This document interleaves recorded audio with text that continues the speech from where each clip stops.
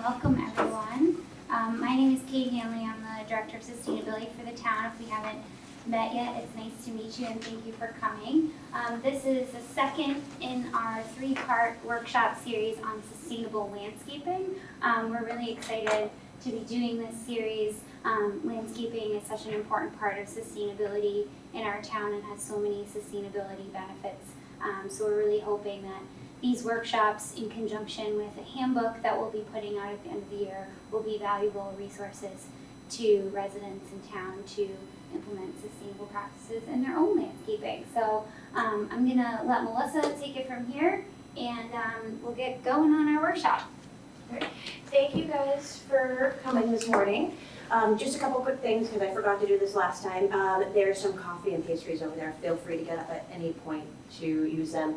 And if you guys haven't been here before, the bathrooms are right out in the hallway as you came in. So, as Kate said, this is workshop 2 of 3. And this is part of a grant that we received from the MAPC, the Metropolitan Area Planning Council. They're the regional planning advisory group. And one of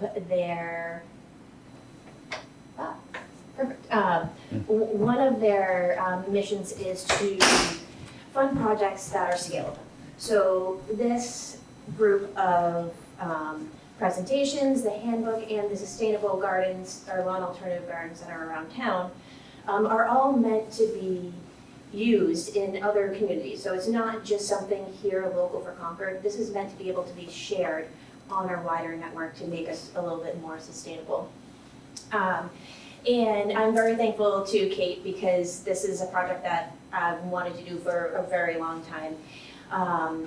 The sustainable lawn alternative gardens are really to help encourage residents to have a little bit more of a sustainable alternative to the standard big grass green lawn, or the big green grass lawn.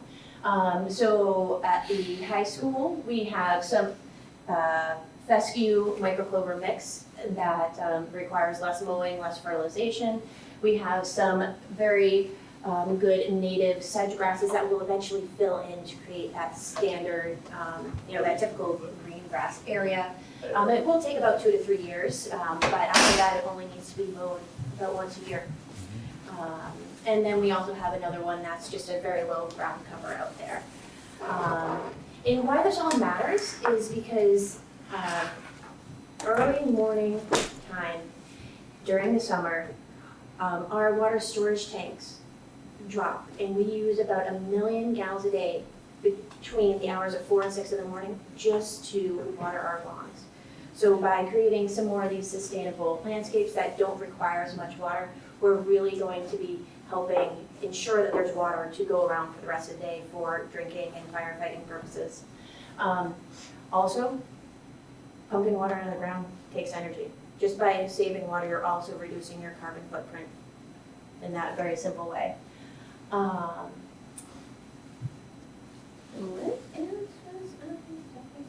wrote some very scribbly notes last night. I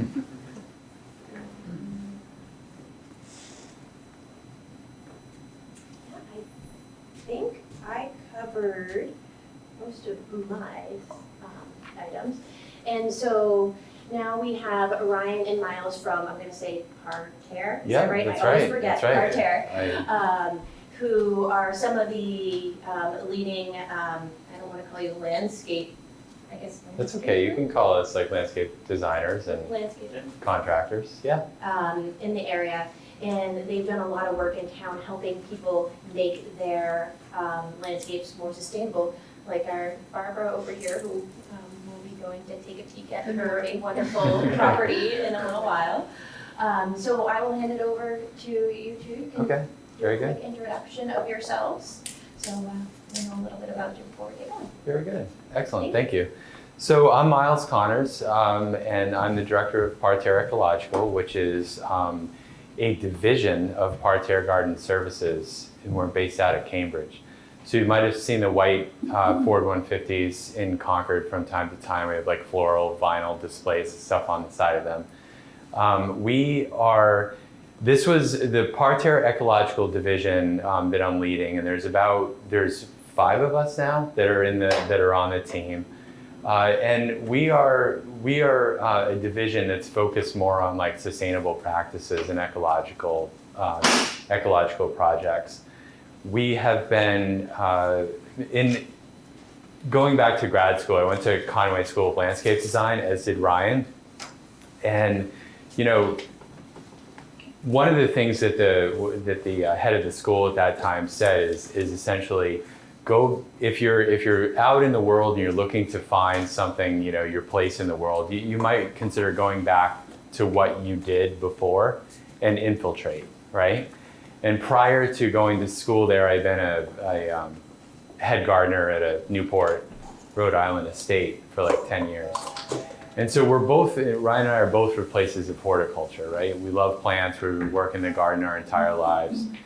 But we saw this focus of like kind of needing to divert from something that's just like aesthetically pleasing to something that's a lot more functional, like for our environment, right? And for ecological systems, like thinking about wildlife, thinking about stormwater, thinking about our own health in the natural environment. And so that's why I started this division. This was only about 5 or 6 years ago. I mean, 7 years ago it was a loose dream, and now we have, like I said, about 5 people that are working with us.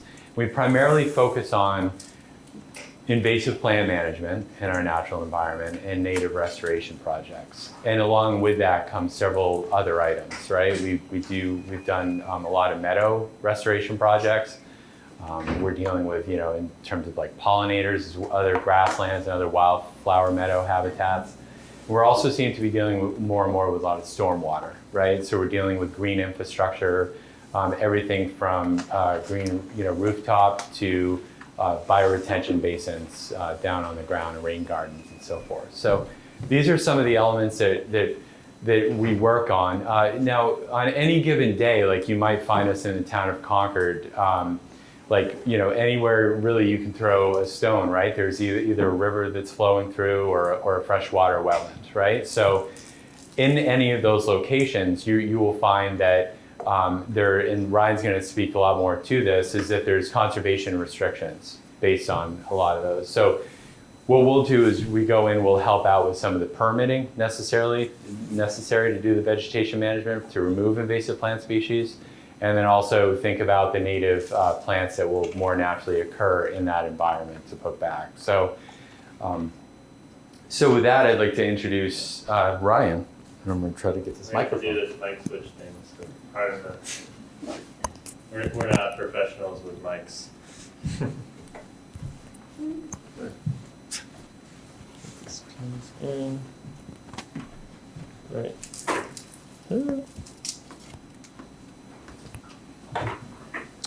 Okay. So my name is Ryan Corrigan. I'm a farm kid from the prairies of Nebraska originally that found himself in New England. I think, Miles gave a whole spiel on Parterre Ecological, but as a group of us, we're all kind of environmental scientists who didn't think we'd ever get into the landscaping industry. But we get the opportunity to really interact with the urban environment and really get this on here. You can just put it in your pocket. Put it in the pocket? Yep. Really work in these spaces. There's the nexus between, there's wild spaces that we like to go to and walk around in the Audubon Society woods or something. And then there's like that nexus of these connection points within cities and along small towns outside of the Boston metro area that really don't get paid attention too much or have a great opportunity to help support a lot of wildlife. So this slide's been up here for a few minutes now, and you might be wondering why the state of Georgia is highlighted. So the last time NASA did a study on the landmass along the United States, that's about the size of the landmass of lawns in the country. So that's what we're supporting with chemicals, with watering, it's a huge amount of space. So that's part of the reason that we really need to figure out a way to switch towards more of these sustainable practices. What should a sustainable landscape do? So we should be supporting a diversity of local wildlife. Our systems are really struggling now. There's a lot of reports coming out from the UN that are a little scary about We've lost almost 80% of our pollinators. And part of that is you have to have habitat for those pollinators in order for them to flourish. So a sustainable landscape should support pollinators. Requires fewer inputs. We talked about the water systems. If we can't put out a fire because we've been drawing too much water from sprinklers, it's kind of a big deal.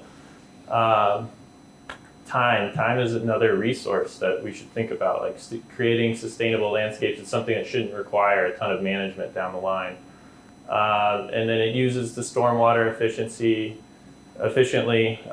trying to store some of that water on your site, make sure it's usable in other places, and then contribute to the health of surrounding communities. I don't know if you have been to the Alewife Reservation down in Cambridge.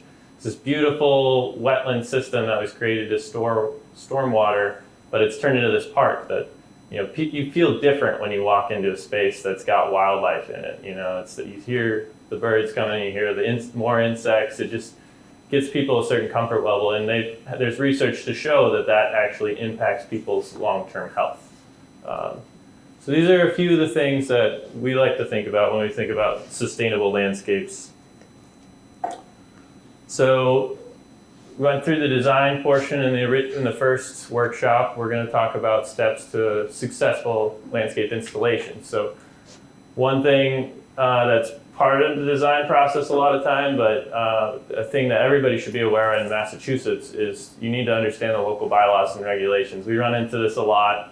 Somebody will be like, oh, I've got this wetland area that I thought I'd just go and remove the invasive species, I'd rip it all up, and then they get a call from the NRC and you've got a $20,000 fine on your hands because you didn't go through the proper channels. You might have the best intentions of what you're doing, but it's important to look at these bylaws, regulations first.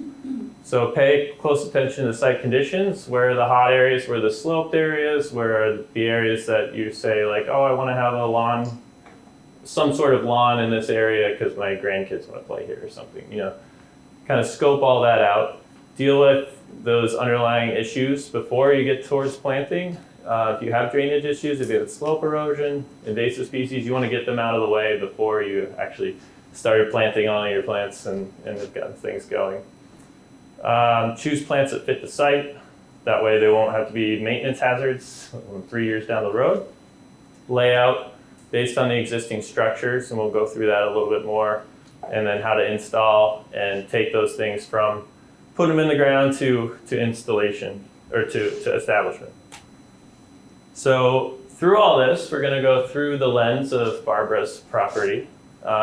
This is what it looked like initially after they constructed the home. So it gives you an idea. We're working almost with a blank space in a wetland environment here. So Barbara and Wayne had some goals.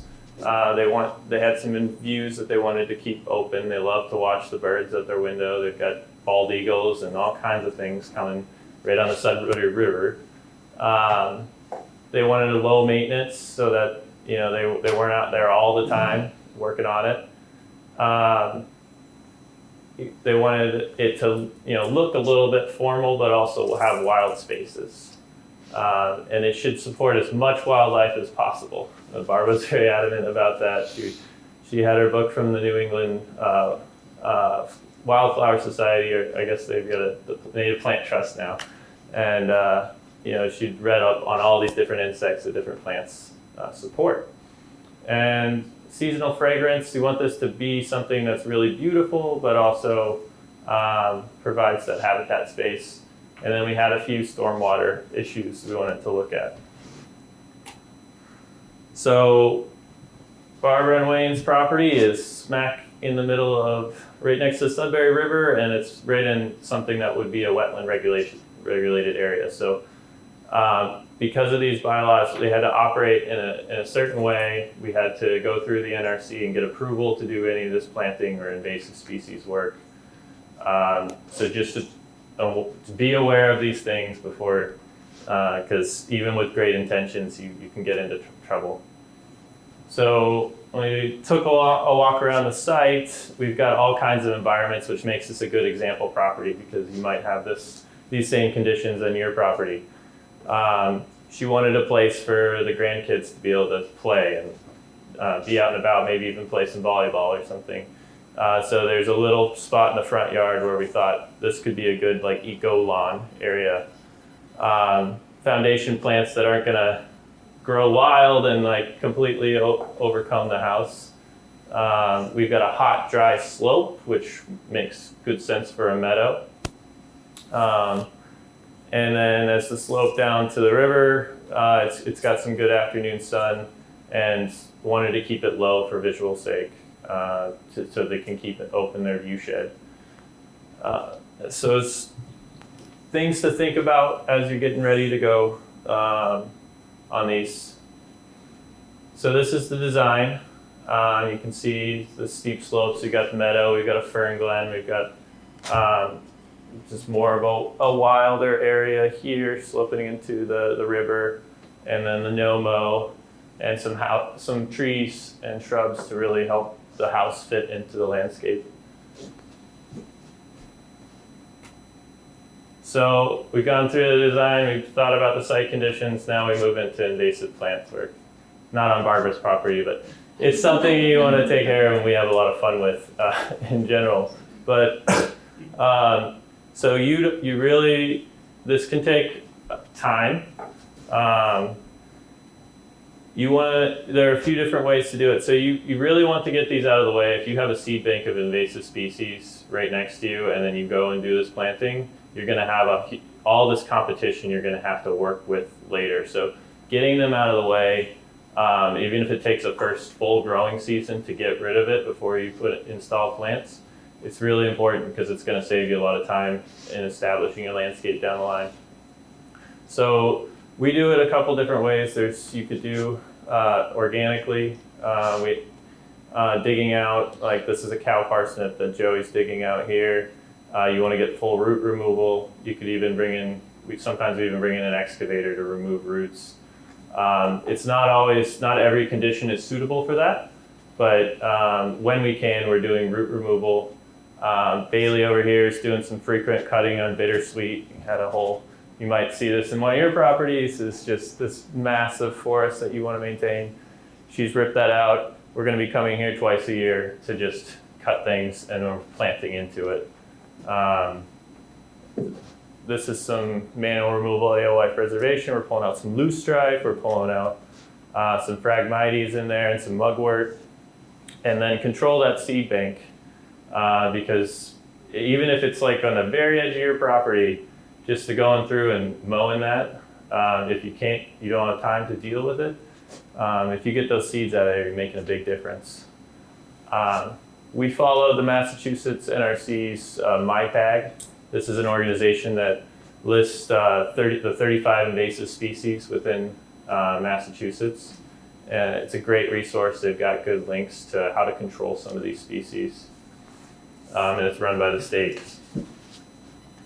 So organically, and then there are certain situations where we are pretty much forced to use chemical work. So here we have a 37-year-old bittersweet in a very healthy forest of sensitive fern. If we go and remove all those roots, there's no more ferns because we tear everything up. So in that case, we're doing a cut on the stem and we're dabbing it with the herbicide. We're being very targeted and very low amounts of herbicide. So Joey is doing the same thing. He's on a very steep slope. We've done a native plant restoration, but there is bittersweet growing up in the slope. If you ripped out the roots, the slope will come with it. The cut and dab. Japanese knotweed is almost impossible to kill organically unless you really dig down about 6 feet under the ground. So it's a very intensive process.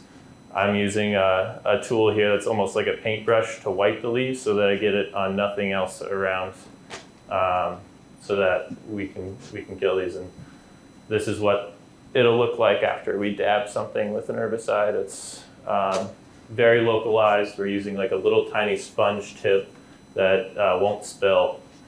But we always like to share like a good way to do this. There's so many people who use herbicide in a very sketchy way, and I think it's an important tool in the toolkit. So you want to, again, before you get planting, you want to stabilize slopes. So this could be as simple as staking in logs into a small slope and then planting behind those logs. Or it could be as complicated as like we have a 35-degree slope here, and we're removing all the invasive species, and now, how do you keep that slope from flowing right into the water there? So in this case, we're using a jute netting that we put down, and then we stake it in, and then we put all the native plants into it. And Joey comes back into the picture what that looks like at about 3 weeks after the initial management.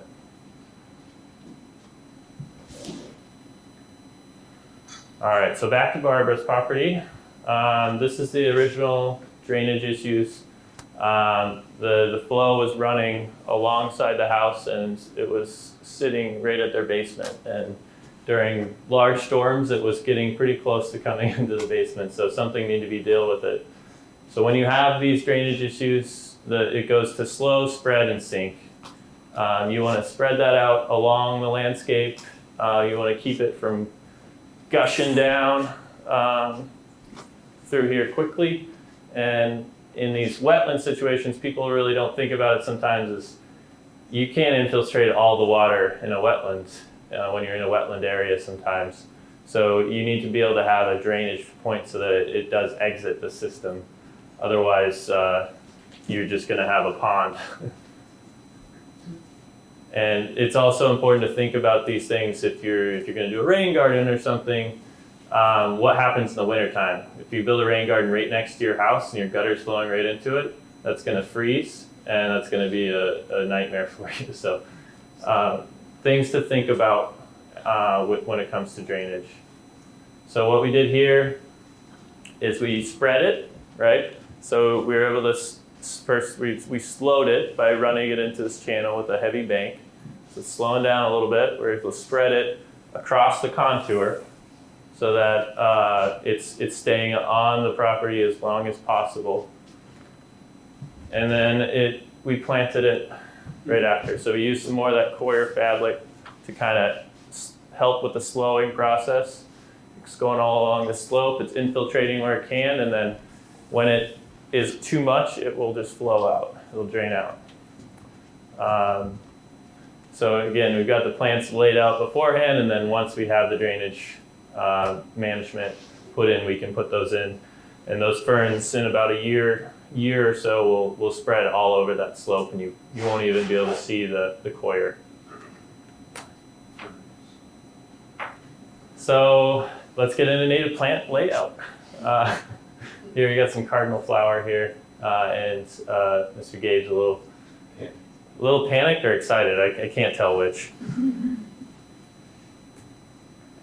So when we're thinking about these things, we're always going in an environment and trying to figure out what was here 50, 60, 70 years ago. What did this environment kind of want to be originally?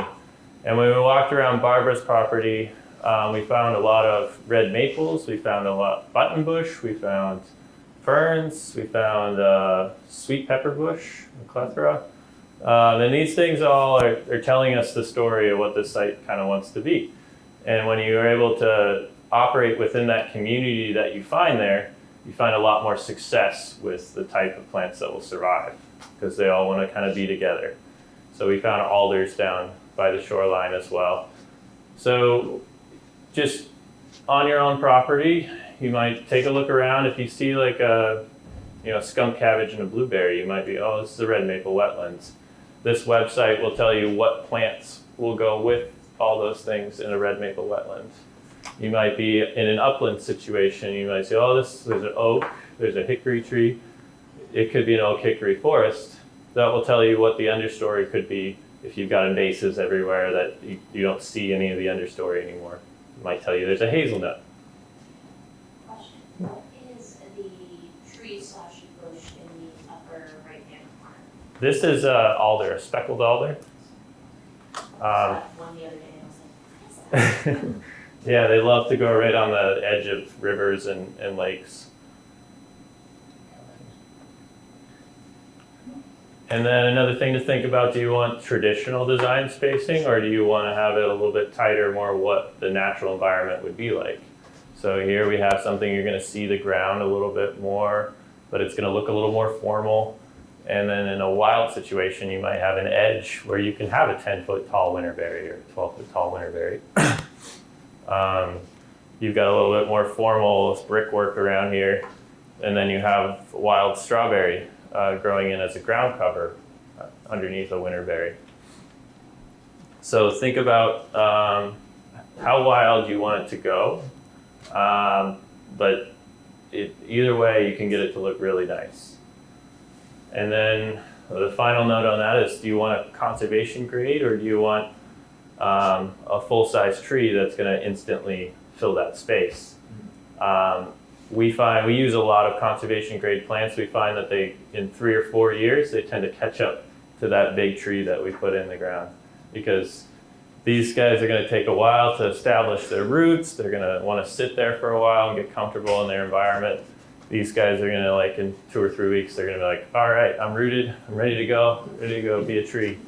So what does conservation grade mean?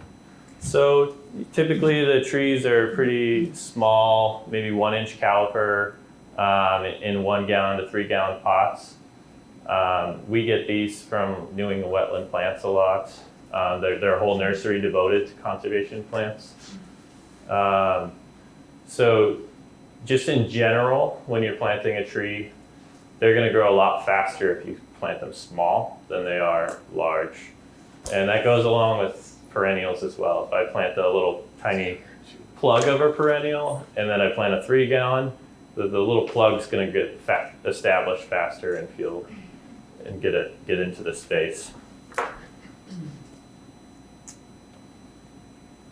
And these conservation grade plants also getting their roots in, you're not going to have to water this for 2 years versus a bald and burlap tree. If I put it in, I need to make sure if there's a drought, I need to get out and water that. Can residents walk in or call out New England, would you say New England wetland? They're only open for wholesale. Bigelow's is another nursery that has started doing a lot of these conservation that is a little bit more open to people coming in. The other thing that I might point out too, from like a homeowner point of view, is like if you think about the economy of these two plants, like the plant on the left is about $15 for, like, you know. The plant on the right-hand side is more around $200 to $250, right? So, and the labor involved with these two plants is obviously significant, right? The one on the right, it took 3 people for probably half day, yeah. right? So like 12 hours to install. Whereas the one on the left is probably, like, you know, a person with a shovel. It could be you, it could be me, like just essentially in your backyard on a Friday evening with, you know, so it's really, you know, the amount of the economy scale between these two plants is significant in terms of like where you are whether you're in a sensitive environment like a wetland environment or you're in your own backyard. The costs associated as well as the overall energy associated with having, you know, a width which is on the left as opposed to something that's like 2.5 inch caliper, as they say in the trade. And it's been in a nursery for years. 5 years, Yeah. getting watered every day. And so this is my water conservation Yeah. brain going. You mentioned that the conservation grade, you might not have to worry about watering it as much the first couple of years versus. So the first year you definitely want to water to get it established, but the second year it's pretty much rooted and it's good. So if it's a native plant that matches the environment, if you're putting a river birch on a slope that gets a little bit of water, you're going to be fine the second year. If you're putting one of these guys in, it's still not going to fully get rooted out. It's not going to leave its soil, the native soil that came with it in the ball for a few years. So if you get a heavy drought, so we'll get into establishment, but if you'll want to water this daily for the first 2 weeks, and then you're watering it 2 or 3 times a week for the next month or so. And then once you get it, any drought period, you're going to have to, at least once a week, it needs to get a deep water. And that's for 2 years. So these guys will help, well, these guys will establish their roots a lot faster.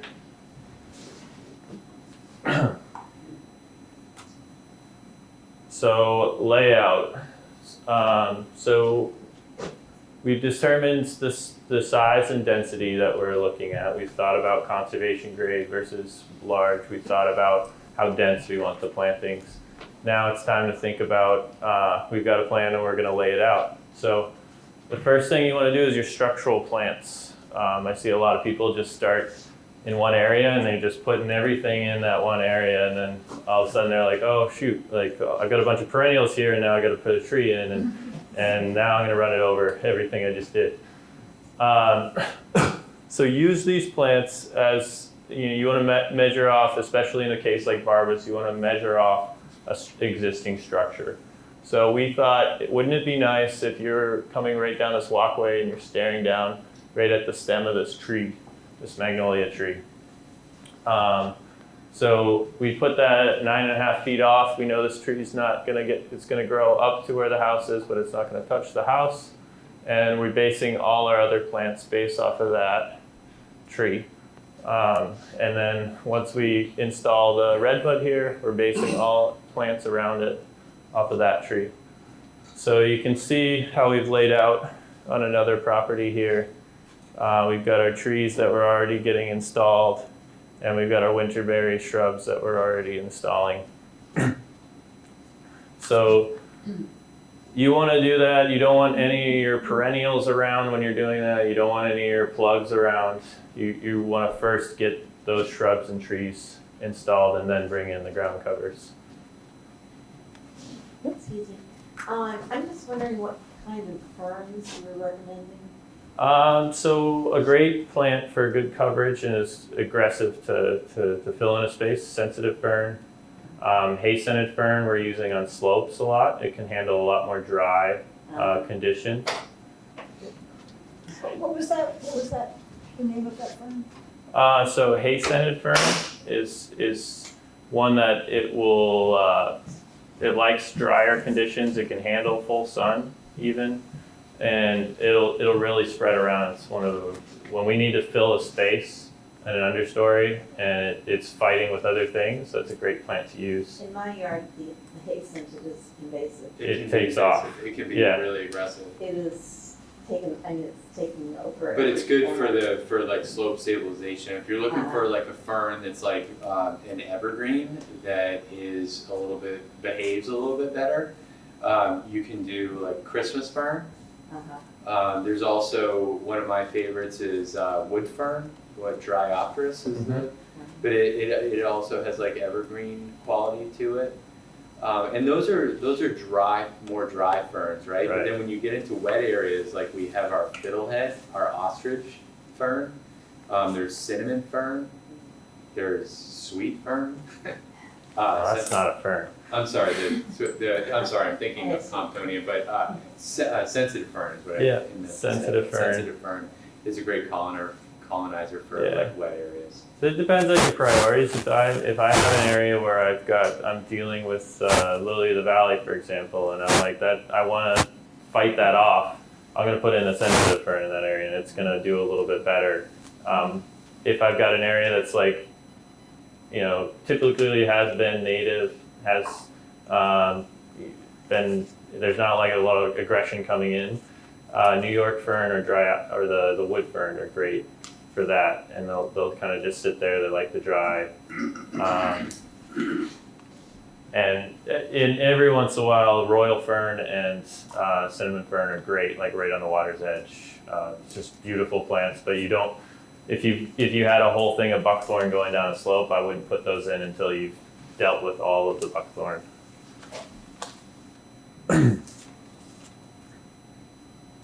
So just to give you another perspective of what we were thinking in the design process. So having that tree 9.5 feet off the end of this walkway, and then all our other plants were going to be based off of that. Do you want to mention the lawn, or do you do that later? Oh, yeah. And yeah, one of Barbara and Wayne's priorities is to have some space that, when the grandkids want to come over and play. But to do it something that's very low maintenance. They don't want to be mowing every 2 weeks like a typical lawn. They don't want to be watering it ever.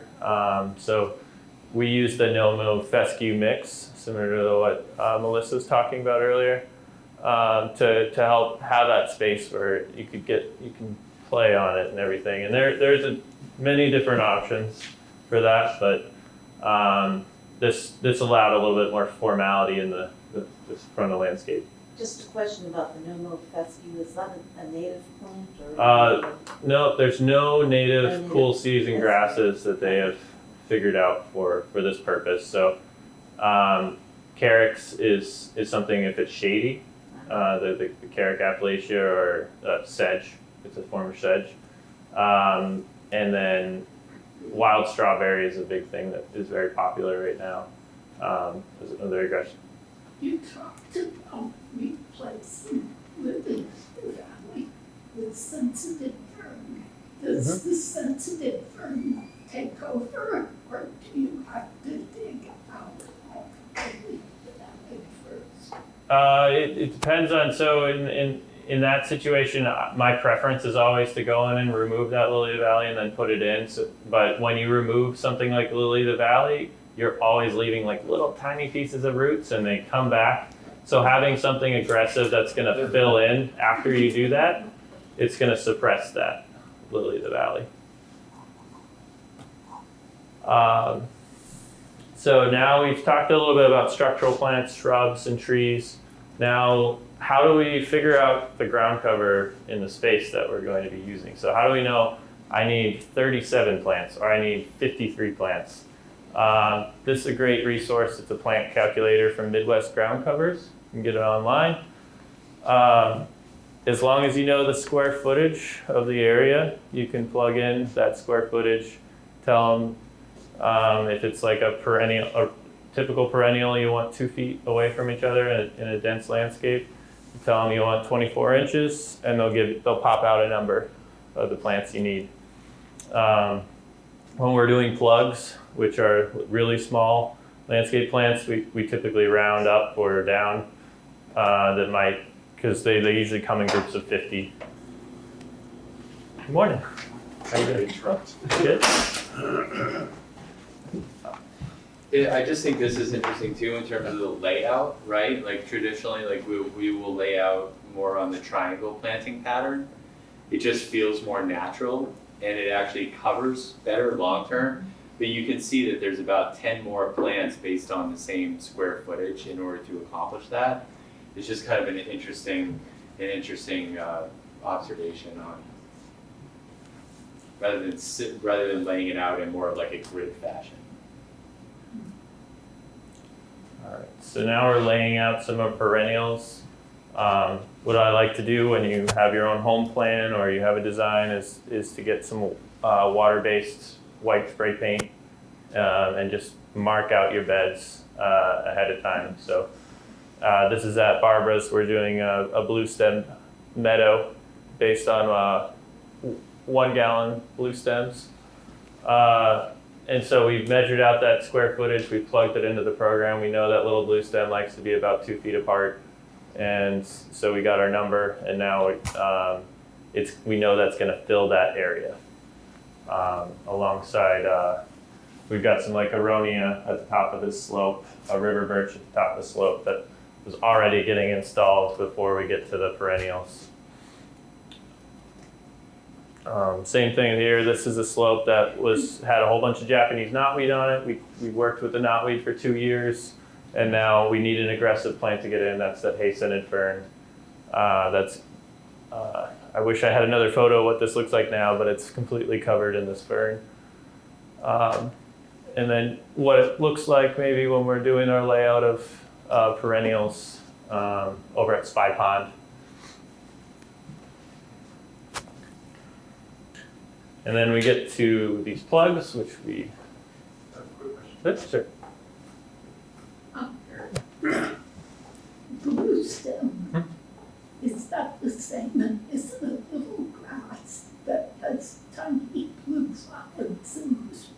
Oh, that's blue-eyed grass.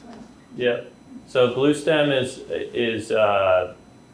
it's one of our native grasses you see a lot this time of year. It turns like this purple blue hue alongside roads.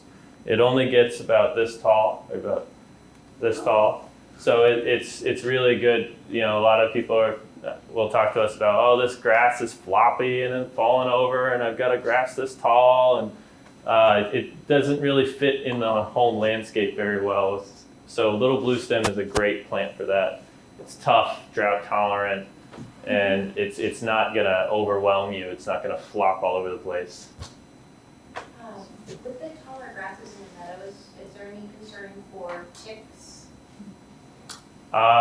Yeah, I mean, anytime you're along a wetland area, ticks typically their favorite conditions is more under a grassy under forest area. But meadows you'll find them in there. They're not as much as say like a forest edge. But it's getting to the point where you're gonna find ticks almost anywhere in New England now. We find them on ourselves, like we're like in public parks and we're just like, you know, in the middle of the city, and we've got a tick in, you know, downtown Boston. What's a good use for the blue-eyed grass? Blue-eyed grass is a great slope plant. So if you're in, like, Barbara actually has this, we'll see it on her property today. We have You have it as well? just natural. Oh, wonderful. Yeah, we love to put that on a slope, a dry slope. And it can handle like the top of a wetland area too. It just needs full sun to be really happy. If you like the way an invasive looks and you just keep cutting it back, is there any harm just to keeping an invasive? It depends on what it is. If it's a Japanese knotweed, it's constantly sending stuff underground to go. I have a lot of lily of the valley. Lily of the valley. And I like it. Yeah, so lily of the valley is not actually an invasive plant. It's an aggressive plant. So invasive plants got the ability to go into a natural ecosystem and spread itself, and then push out native plants. So lily of the valley can cause locally based issues, but if you're able to go in and cut it and keep it an edge on it, that's fine. But if you have if you're gonna put that in compost and say you've got like a forest area right behind you, I would not toss any of that back there. You wanna keep its roots contained.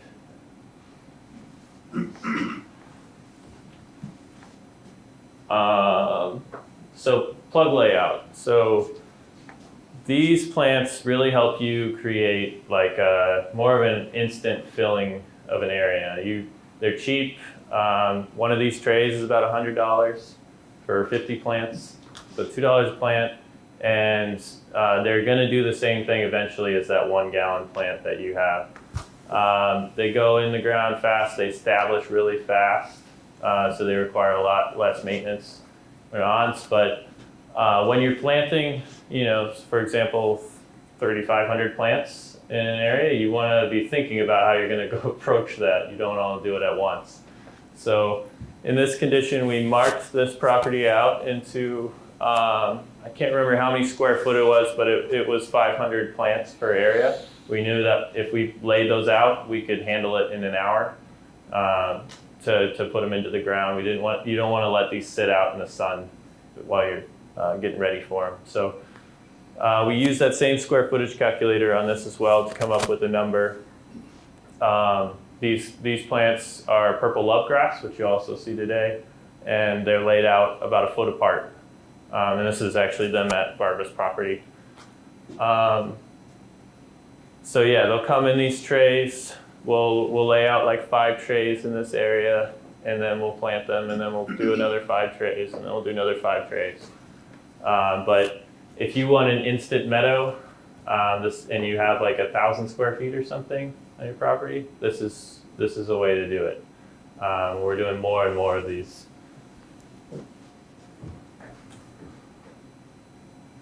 So now we're getting in towards the installation, things to think about.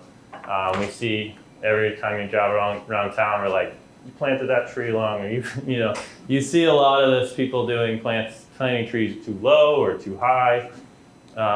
So if anybody has any questions, this is a good time to think about it. So native trees are different than landscape trees that you buy that are like a Japanese maple or something. They do not like compost. They do not like heavy amounts of nutrients. They really want to have whatever native soil you're putting them into. So when we're putting in a tree, we're typically scraping off all this clay because they grew this tree in Pennsylvania or something. And so they got Pennsylvania clay. We want to scrape all that off and mix it with the more native soil. We don't want to toss like straight compost in there because that's too much nutrients. Native plants actually don't like a ton of nutrients, unlike our tomatoes and such. When we're putting in a tree, we want to be about 2 times the width of the root ball. So if you're doing a pretty good sized tree, that's a black gum tree, you want to have a pretty good amount of space, and it's good to have like a not very steep slope, because then you can move things around a little bit. You can adjust. When we were doing Barbara and Wayne's house, Wayne was standing in the window to make sure that the tree lined up exactly where they wanted it to go. So we were able, because we had a wide hole, to be able to position that. You're not like dropping it into a hole.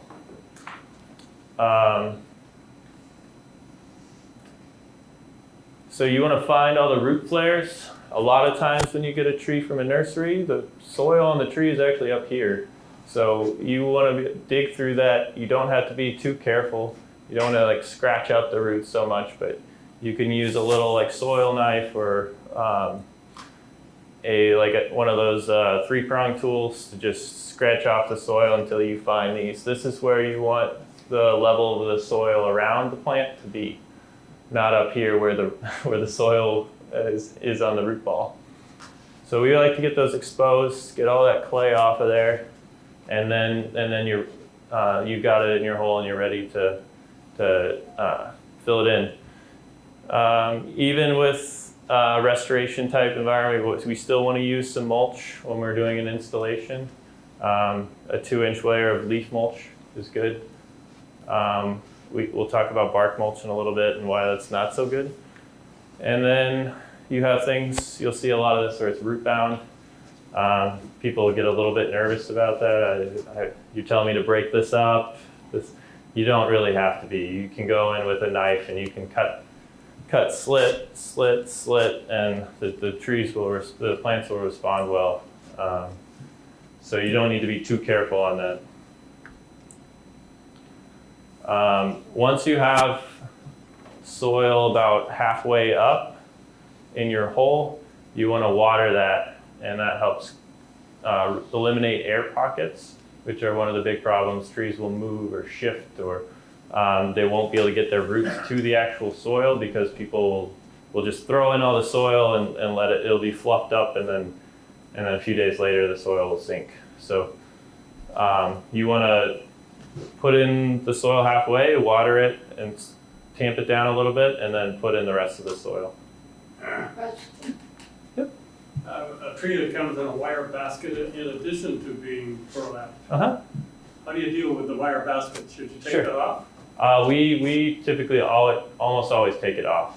It doesn't necessarily have to be off, but we as from a professional standpoint or anything, we typically take it off. So on a tree like this came in a wire basket. You cut off the bottom first, and then you've got this wide hole, right? So once you've got it down there, you just cut one side and it wraps off.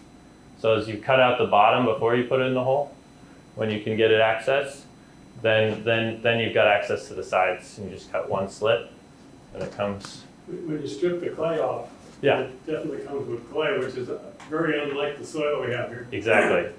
Isn't there a danger of breaking so many hair roots that it kills the tree like I did? The main thing is you don't want to like hurt these main tap roots. There is a bit of a danger to getting all the loose roots, but you can be pretty rough with it. Like we, even with some of these, we prune off roots sometimes. As long as, you're not like going in with a hammer, and you're not scratching things so much, it typically, you can be pretty aggressive with it. So what does plug installation look like? So that's that same property. We use a drill. I should have brought it, but we just have a drill that has an auger attachment to it. And we'll have one guy, Gabe here, just going in, zoom, zoom, zoom, zoom, zoom. And then the rest of the people can just pop it in the hole. So typically we plant about 150 of these per person per hour. So slope like this, we've got maybe 1,200 plants. That's about 6 hours with 2 people. And then this is 3 months later. This is planted in June of this year, and this is in September. And you've got the purple love grasses everywhere. It's filled out the space. Something I forgot to mention with plugs. So we lay out our shrubs and our trees and our 1 gallon perennials, and then we mulch. Because we don't want to mulch around all of these. It takes a lot of time and it's a lot of effort. And it's better to just be able to drill your hole and pop it in and then scrape the mulch back on top of it. So that will save you a lot of time if you mulch before that step. And Gabe's pretty proud of himself there. Do you have a source for leaf litter? Or Or leaf mulch rather? for leaf mulch? Yes. Public source, Miles.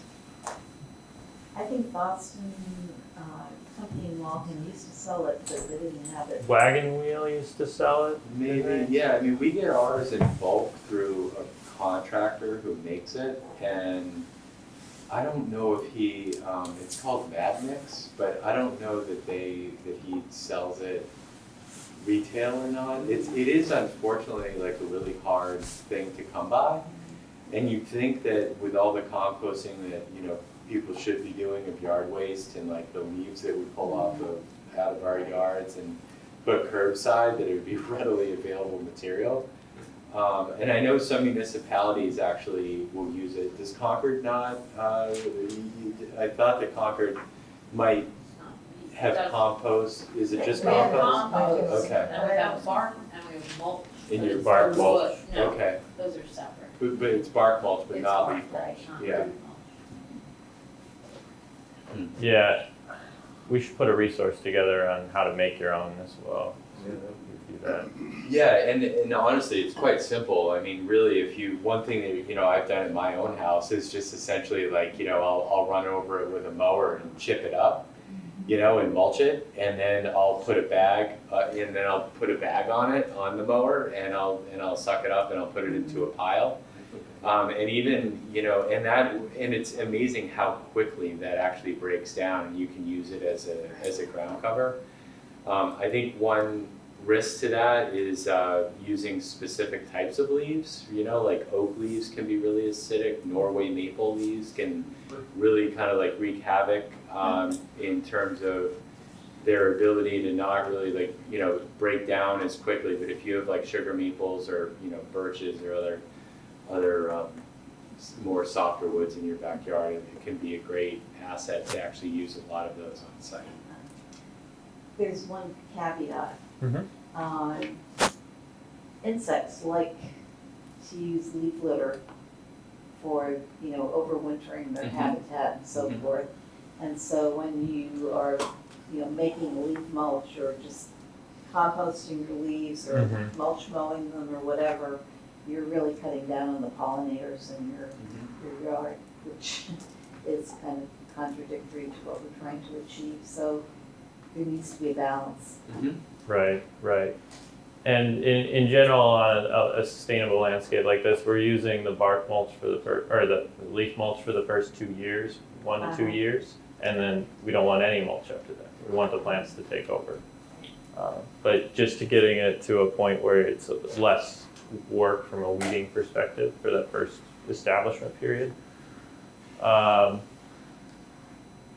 We talked about the Nommo Seed mix. Like I said, there are options with carex, with sedges, which are, much more support about 20 different species of caterpillar, good for the wider environment.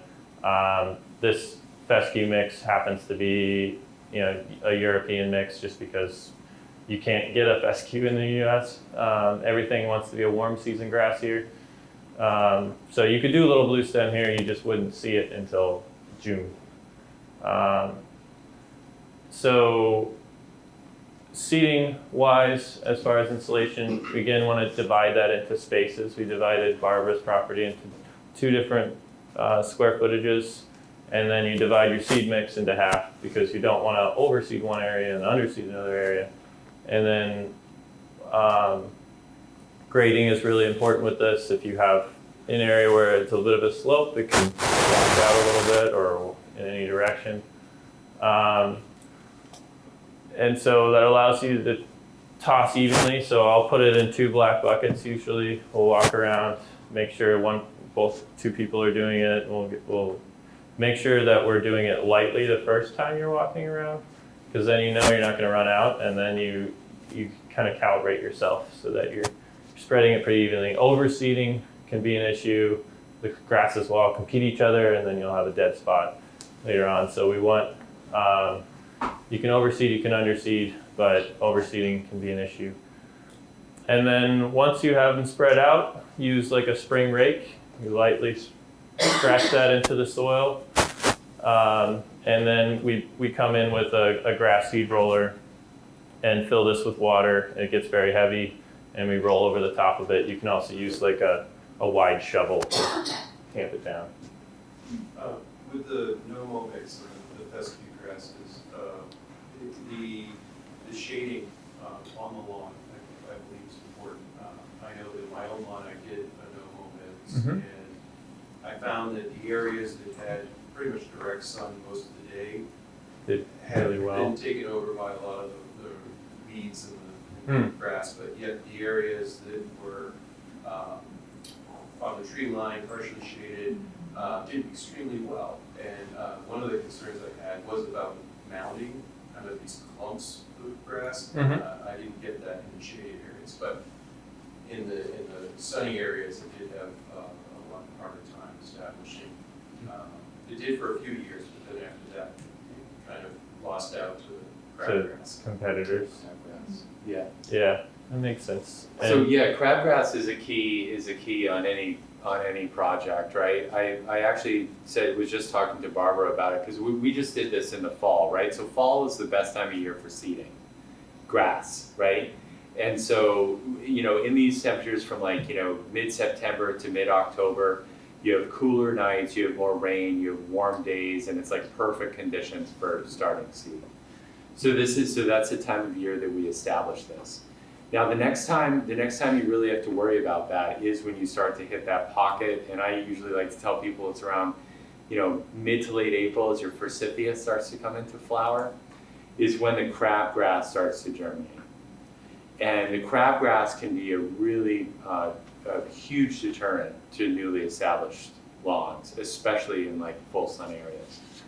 So if there's one application, I just recommended this to Barbara yesterday, that you do to this Nommo lawn, and the idea, the principle behind it is you're not using these regular inputs of fertilization or water. But if there's one application you do in the establishment of a new lawn, it's around that time period of mid to late April to put down a pre-emergent, and that will eliminate the crabgrass for that one season and allow the lawn to allow the fescues and other blends to establish during that time, as well as other annual weeds. So, and that's just a decision that you have to make about whether and how strict you're being in this landscape. But there have been times when I'm like, oh no, it looks okay, and it's really looking good, it's coming on strong, and you come back a month later and a lot of those crabgrasses are really starting to spread and take over a large amount of the lawn. So it can be a tough thing to deal with when you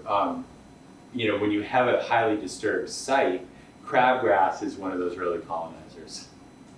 And what did you say you did? Oh, with a pre-emergent? So it's a pre-emergent is basically like a crabgrass control. Like you can buy it really at any hardware store or like Home Depot or lawn company. But it's essentially if you give, a lot of them are even mixed with the pre-emergent actually stops germinations of other seeds. So if you're seeding in the fall and you get the seeds to germinate in the fall, and then you put this pre-emergent, which will not allow the germination of seed in the spring, it cuts down not only on crabgrass but other germination, right? So it could be like smart weeds or ragweeds or other weeds that you might have coming up in your lawn. So When the pre-emergent you use, I had used something that's organic. Mhm. It's supposed to form a crust over the surface to keep, and it didn't think it worked very well. What do you use? was it so? I mean, it's really literally like it's a chemical application. So was the product that you use like a cornstarch? yeah Cornstarch. yeah. So that has to be put down like pretty heavy. Yeah, and it's expensive. And it's expensive. Yeah. So that again, it's that's one of the things where it's like the chemicals are kind of keyed in to really stop germination. And unfortunately, it's one of the things that you have to you have to consider if you want it to work. We could post something on that. Again, we're not lawn people. But it is the pre-emergent. I'm forgetting what the active ingredient is in that pre-emergent, but essentially it's stopping germination of spring seeds. And they're readily available in any store. Other chemical corporations would love it if we all went out and bought a bag and spread it on our lawns every spring. So. Can I just ask on the crabgrass? We just restored our lawn, and one of the things we're trying to manage is the crabgrass. Mm-hmm. And we restored the soil, confusing it with biology and planted the right grasses, but the crabgrass takes over as a sunny site. Messages popping up on it. We've reseeded, but there's dead crabgrass everywhere right now, so should we be pulling that out and then reseeding, or? So at this point in the season, the crabgrass has already dropped its seed. So you have. So it's difficult to you could pull it, but it's already dropped its seed. So at this point, it will start to decompose and just create another ground layer. Mm-hmm. So do nothing except seed.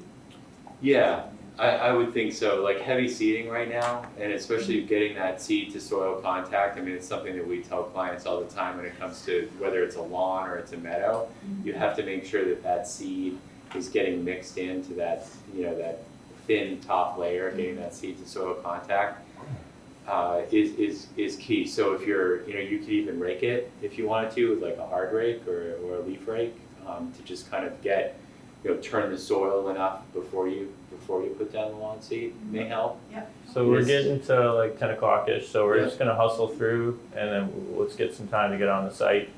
One other form of restoration practice that anybody in here could do is live stakes. This is basically a cutting from a shrub. You cut it while the plant is in dormancy, and then you're stuffing that stick into the ground, and it creates a new plant. So you have Alexi here. He's got a 2 to 3 foot long stake. He's got it in the dormant season between late November to April, and he's got a cut. You put it about 2/3 of the way into the ground, and then this is in May. Where this is elderberry that's popping up all over the place, and then in the fall you've got a full-size plant. So if we wanted to revegetate a wetland situation very quickly, we'll put 1,000 of these sticks that we'll cut, put them in the ground. There'll be a full-size plant in about 5 to 6 years. So a great way to do it. You want to protect this. If you're putting this in the fall, you put a fence around it because the deer will come in and scratch it. But it's a great thing that we've been starting to work more and more with, and it's very accessible to anybody. Any kind of job. So yes, so Shrubs would be like wet-loving shrubs, especially. Willows are the best. So if you have a tree, a pussy willow or something. Winterberry is going to work. Elderberries, buttonbush, Dogwood, dogwoods. Yep, arrowwood viburnum. cranberry, viburnum. Cranberry viburnum, and there's not necessarily research to say that other things don't work. This is a lot of how plants are propagated in nurseries, is they'll make a cutting and then they'll pop it into a pot and then they'll grow it and then they'll sell it to you after it gets a year. So it's worth it to try. There's a lot of different resources online. If you search live stakes, it'll tell you Ernst Seed Company has a whole list of different plants. It says 2/3 below ground. Mm-hmm. That would be. So Size of the stick. if I've got a stick here, I'm gonna fill it to the soil about that much. About 2/3 of the stick's gonna be underground. And it helps it stay moist so that when things wake up in the spring, they're like, all right, I can send out roots now. So it's a pretty cool thing. I never thought about that growing up. I was like, I can just cut a stick and put it in the ground and it'll grow. Good. Establishment, so you're talking about watering. For the first 2 weeks, you want to be watering once a day. Morning time is best, so it doesn't dry out. If it's going to rain that day, you can hold off on that day. In the 2 to 4 week period, you're going 2 to 3 times per week, unless there's a severe drought. If you did this planting in August, you probably want to keep that for a month of just doing a lot of watering. When you start seeing new growth, lighter colored leaves, you know that plant's starting to establish itself and you can pull off a little bit more on the watering. And water trees and shrubs, any drought for the first 2 years. So those are sizable trees and shrubs, not the conservation grade we were talking about. Weeding and management, the leaf mulch will really help keep that work down for you. Remove it by the roots for that first 2 years. And then once it gets very competitive, if you're filling an area, say if I've got a wild strawberry that's growing under a winterberry, if I see a weed there, I'm just gonna clip it and remove it. I don't want to disturb the soil anymore. I don't rip the roots out, just clip it. The strawberry's gonna eventually cover it. You're just giving it a helping hand. So eventually you'll get to a point where the native plants are doing the work for you to keep this landscape alive and flourishing. Use rabbit repellent and deer fencing. We recommend that on a lot of our projects, especially we got small plants like plugs.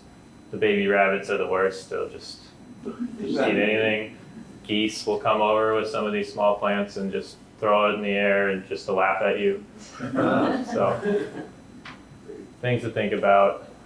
Quick thing on meadows. We'll be looking at a plugged meadow today, but these are they can be complicated, but they also are, the least complicated fashion is when you want to turn a lawn into a meadow. So people really, if they understood that more, I think we'd see a lot more meadows in people's front yards. So the seeding period is late October to December, and then April to mid-June. If you seeded in July and you didn't have any sort of irrigation, the seedlings would germinate and then they die. The most important part is eliminate the existing vegetation and seed bank. If you've got an area that was invasive species all through and you want to turn that into a meadow, it's probably going to be 3 years until you see something interesting. So you're going to make sure you're killing off all those invasive vegetation before you do this. Otherwise, you're going to be dealing it for the entire time you have a meadow. Carefully choose your seed mix. You don't want to put an upland seed mix into a wetland area. You're just wasting your money. So you don't want to choose these seed mixes that are like a bunch of annual plants that are going to go once or twice. You want something that is built for the first 3 years, and then it has different plants that are going to come in the 3 to 7 years until it matures. Same way of dividing seed as we do the lawn. You want to just break that out into groups, divide the seed so that you're not overseeding some areas and underseeding others. And maintenance during the first season is really important. So we've seeded this meadow. We've got different annual weeds are going to pop up. There's going to be a bunch of little Like you have your little black-eyed Susans, and you'll have your little partridge peas, and then it'll be mixed with other stuff. Like this is burnweed, which is a native, but it's just really annoying white puffball weed that you see along roads. So we mow this 3 to 5 times a year, just knock it down to 6 inches. It gives light to these rudbeckia, and it knocks out the seed bank of some of these annual weeds. And so it's just an example of one of the meadows we did up in Maine recently. Prepared the seed bed. Nothing was really living in there, seeded it, and then this is the second year. So we mowed it and maintained it for a year, and then the second year we had this flush of white flowers. Those guys are going to stick around for a year, 1 to 3 years, and then it switches to something else. It'll be like a purple coneflower mix, and we'll have some ironweed and things. So sorry I had to rush through that last part, but if we have any other questions, and then we should get on the site. We can have plenty of time for questions there too.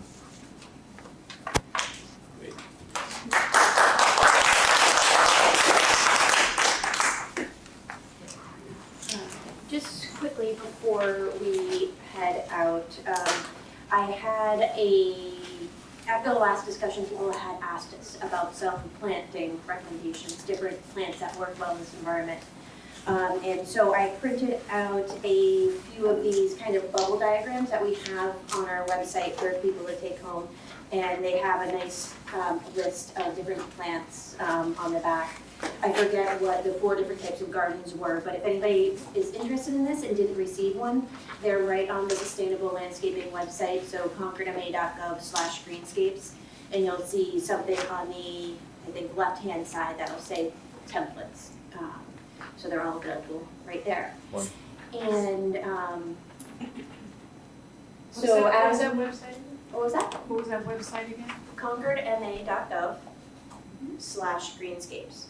And that's kind of our clearinghouse for all the sustainable landscaping information. So we'll have the slides up there probably in about a week or so. Eventually when Minuteman Media Network gets the videos together, we'll post them there. And any of the resources that we are learning about today, we can share there. And as we head over to Barbara's house, thank you very much, Barbara. We wanted to encourage you to carpool together because there's not a lot of parking there on the street. So I don't know if you guys know each other well enough or comfortable enough to carpool. We'll make friends. You Make should all friends, please. pile in the back of Miles' truck or something. And if you haven't signed in, please do that before you go so we can be sure to keep in touch and follow up. Where are you going? So we're gonna say where we're going. Yes. The address is right up The there. address here. It's a new landscape. Keep that in mind as we're walking through there. There are some small plants. We've marked off areas for people to walk. We just don't want anybody to trample the plants. They're still at they were planted just a month ago. So just be wary while we're on site and try and not kill them.